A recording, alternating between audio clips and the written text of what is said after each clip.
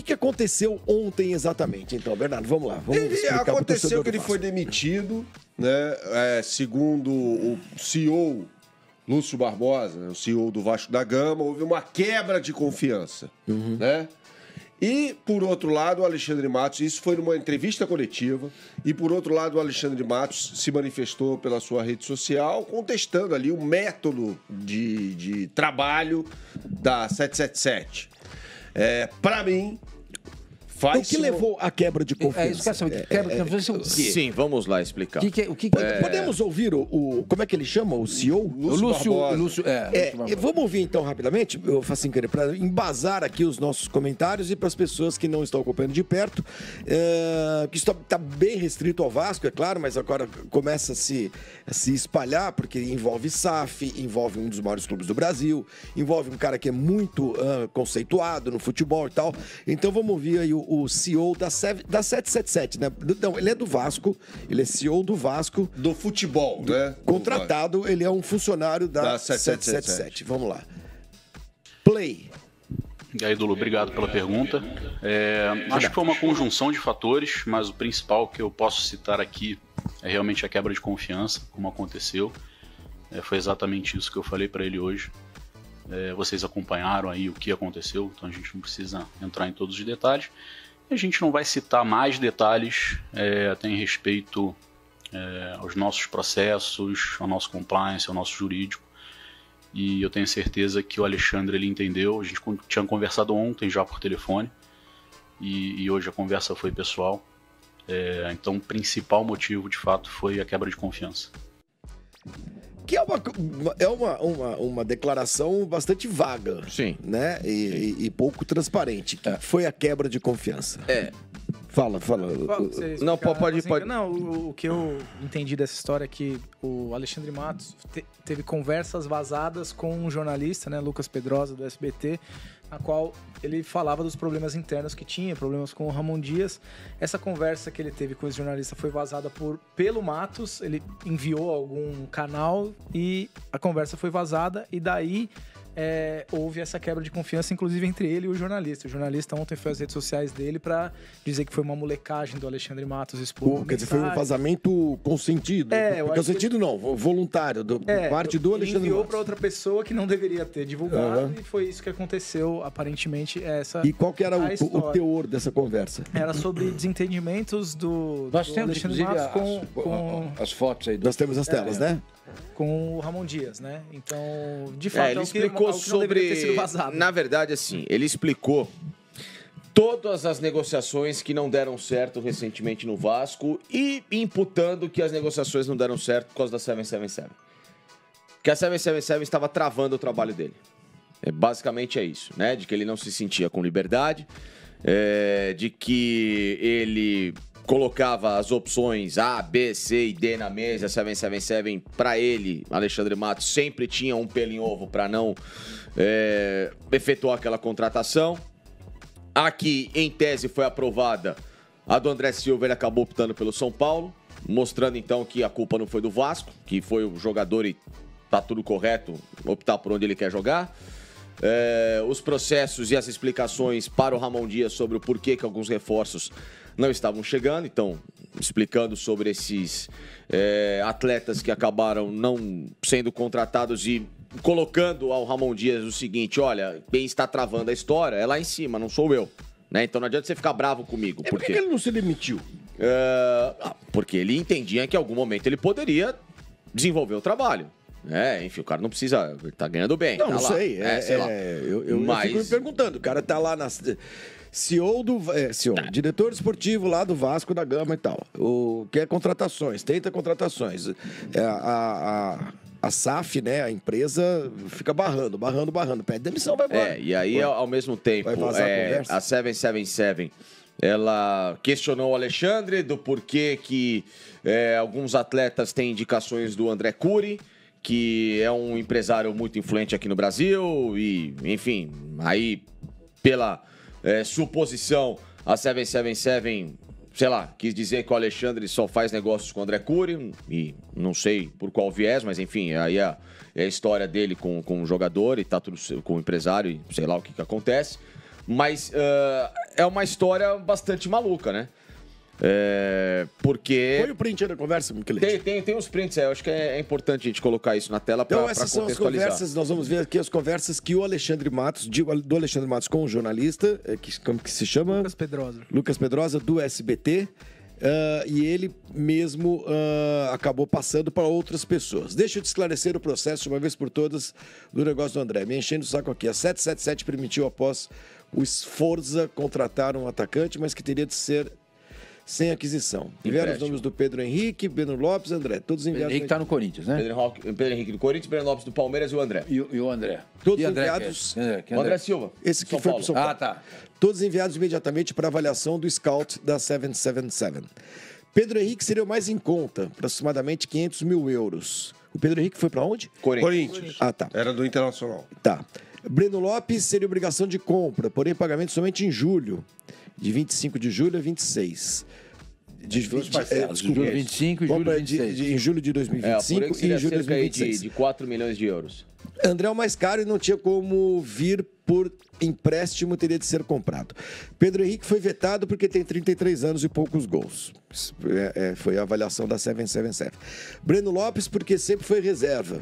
Também tem poucos gols e acharam caro, mesmo podendo pagar em 2025 e 2026. Olá. Os 3 milhões de euros, né?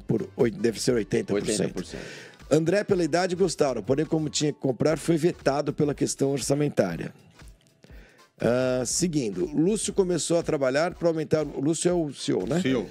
Aquele que a gente ouviu agora há pouco. Para aumentar o orçamento para que pudéssemos comprar alguém. Passaram 16 dias quando finalmente foi aprovado o aumento de orçamento.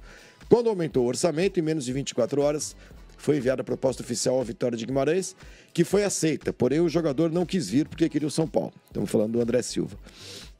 Sem tirar nem pôr, foi isso que ocorreu. Tudo isso foi mostrado e dito ao Emiliano.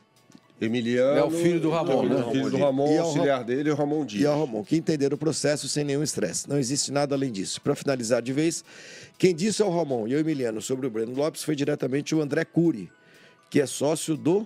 Juano e responsável por trazer o Ramon ao Vasco. Quem me falou o nome do Breno? Quem me falou o nome do Breno? Onde é que tá ali? Foram eles mesmos. Por mim, tanto faz quem viesse, até porque, como já disse N vezes, não tem o poder do sim ou não. Quem escolhe avaliza a comissão e os scouts. Eu executo o que liberam, sem problema e tá tudo certo. Muito bem. É isso aí, né? É isso, Miquelete? É isso. O que eu falo é assim... O mundo às vezes dá voltas, né? Para alguns personagens. Né? Claro, mas digo no sentido figurado. Porque o Alexandre passou pela mesma situação que eu passei e da qual ele estava envolvido. Tudo bem, né? Esquece isso. Vamos falar da questão só tô dizendo que, assim, o mundo dá voltas. E que ainda mais um cara com o know-how dele. Foi ele que vazou. Ele que entregou as mensagens. É isso que eu tô falando. Pra alguém. E isso é... Desculpa, cara, isso não existe. Ele não tem que ficar se justificando pra A, pra B em rede social, sabendo que hoje você printa a tela das coisas e ainda mais se isso foi feito pelo Instagram, o Instagram avisa que o cara tá printando a tela. Ele te dá um aviso. Se você tá numa DM no Instagram e você printa a tela, o Instagram te avisa, a tela foi printada, né? Então, para as pessoas tomarem cuidado, para ficarem enviando coisas por aí. De verdade, se ele se sujeita a isso, a esse tipo de esclarecimento, e não no modus operandi correto, né? Porque o Alexandre sempre Você acha que o Vasco fez o certo? Eu acho que sim, porque, desculpa, ele não tem por que ficar mandando justificativa pra A, pra B, pra C. Fez certo, Vasco? Alguém quer falar com ele ou ele quer falar com alguém, ele liga pra pessoa, como ele sempre fez, viu? Sempre quando ele tinha algum tipo de dúvida, algum comentário que eu fazia, tudo com o Sormani é a mesma coisa. Ele sempre ligava pra pessoa. Fez bem, Vasco. E o contrário. Não, eu acho que a gente não pode apenas dizer se o Vasco acertou ou errou, fazer isso por conta... Eu acho que tem mais coisas por trás disso tudo, entendeu? Por exemplo, o cara tá engessado. A gente sabe que o time do Vasco não é bom. E as contratações que o Alexandre fez foram boas. Saber, Paiê? Foi isso? Não, Paiê já tinha. Foi Esforça. O Galdames, João Vitor. O zagueiro, né? Adson. O Adson. São bons. O Cleiton. Foram boas contratações. Agora, Dentro do nível Vasco. Não, eu acho bons jogadores. O pessoal que está dizendo aqui no chat que ele gastou cerca de 100 milhões de reais, é isso? Sim, porque esses caras custaram dinheiro. É, exatamente. Eu acho que as contratações são boas. Agora, eu não sei o que pensa o Alexandre a respeito do treinador. Entendeu? Eu não sei. Não é o treinador dele. Então, exatamente. Então, não adianta você contrata, não é o treinador do cara. Esse vazamento é justamente porque ele estava desmentindo uma suposta má relação com o Ramon. E você vendo pela resposta do jornalista, eu já citei que foi resolvido, mas houve uma rusga. O GE hoje publicou que ele, ao mesmo tempo, também teve alguns problemas de relacionamento com atletas, principalmente o tal do Medel, que diz que é o cara que manda lá. Diz que manda e desmanda no vestiário, que não sei o que, ele tentou. Eu soube que o Medel é muito mal visto, inclusive pelo elenco, por essa postura dele de querer mandar em tudo. Sim, é uma mala. É uma mala sem alça, não joga nada e só atrapalha. E já não é de hoje, mas tá lá. Aí depois querem explicações do porquê que o time não anda. Na confusão do jogo contra o Água Santa, eu soube que foi tudo iniciado pelo Medel e que, inclusive, os companheiros ficaram irritados com ele pela postura dele que levou a toda aquela confusão em campo, né? Vamos lá. Quando tem essa história, o que ele deixa claro aí? Que atendeu aos desejos do técnico. Quando ele fala ali sem nenhum estresse, ele tá falando isso. Atendi os desejos do técnico. Ele pediu aqui, tá aqui. Um monte de contratação, tentei outras e não deixaram. Ou seja... Que eu acho que seriam boas também, os nomes eram seriam boas contratações. Vasco, né? Então, eu trouxe os jogadores. O time não tá rendendo? Eu tô tentando, eu tô fazendo minha parte. Eu tô batendo na porta do Lúcio o tempo todo pedindo um jogador. A 77 não tá liberando, mas eu entreguei aqui todos esses jogadores. Entreguei a Galdames, entreguei Adson, entreguei Esforza, João Vitor, que são jogadores bem vistos no mercado. Né? Ele foi atrás desses caras, ele conseguiu. Então, quando você tem em 100 dias a debacle do Alexandre Matos no Vasco da Gama, é porque não tem mais coisa, como disse o Sormani, acontecendo aí.